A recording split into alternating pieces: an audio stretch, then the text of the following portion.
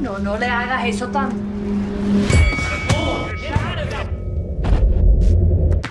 Wake up. You're famous. You are in control.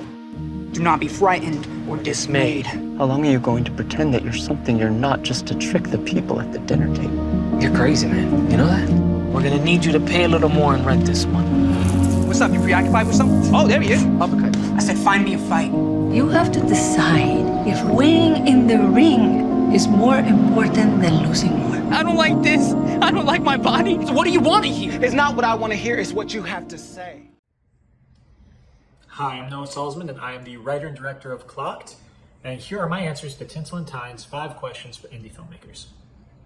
In a nutshell, what was the main inspiration for your film and or the theme that is the heart of your film?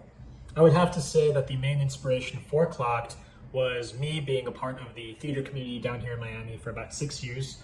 When you're a part of any sort of arts community, you really get to know a whole bunch of really talented, fun, funny, intelligent, queer people. But when you get to know them on a deeper level, you usually find out, especially down here in Miami, that they're usually heavily Catholic or religious families don't accept them for who they truly are. And they had to find these creative outlets to be able to express themselves fully. And so I really wanted to write a film that was for my friends who I'd like to say are in this spot that is, I like to call in between families, which is like the people that the family that you're born into versus the community that accepts you wholeheartedly. And so I just really wanted to write a film that was for that subset of people.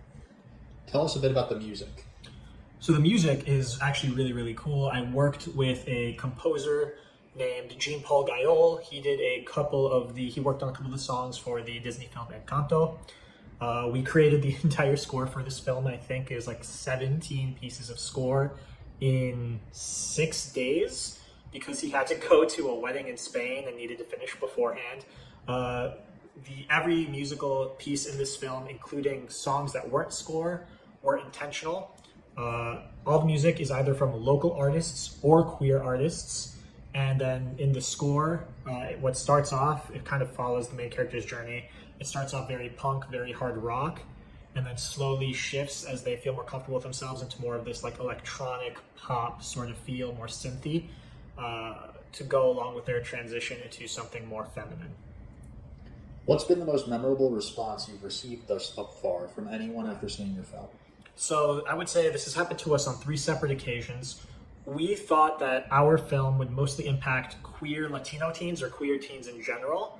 But what actually ends up happening is when older white people usually come to see this film, we've had, like I said, on 3 separate occasions at 3 different festivals around the country, someone will approach our lead actor during a Q&A and ask if they could give them a hug.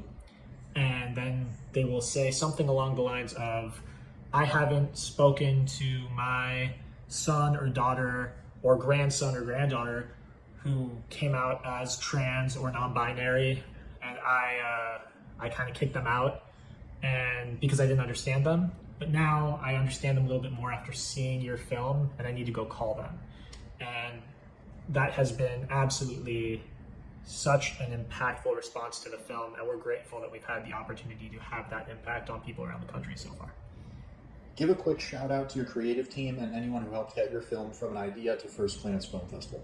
Well, this is actually very interesting. Our cast and crew is actually very family oriented.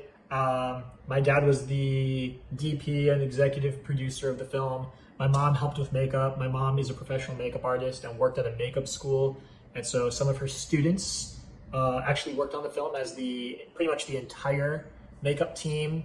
Our grips were a father and son duo who didn't know they'd be working on the film together. They worked for 2 separate companies. Both of our sound people on the film are brothers. So, I mean, this is a and our UPM, our location manager, and one of our PAs and our assistant camera are all related and or married.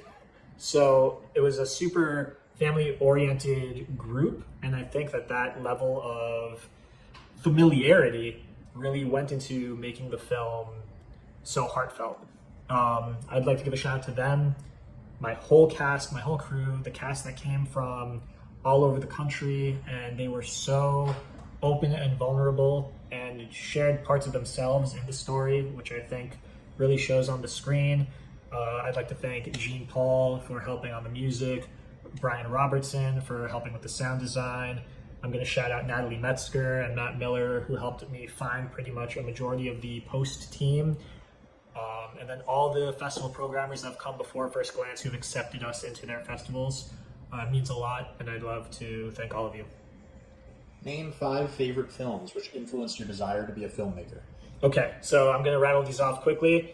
I got The Thing, I got My Cousin Vinny, I got Gladiator, Lost Boys, and The Crow.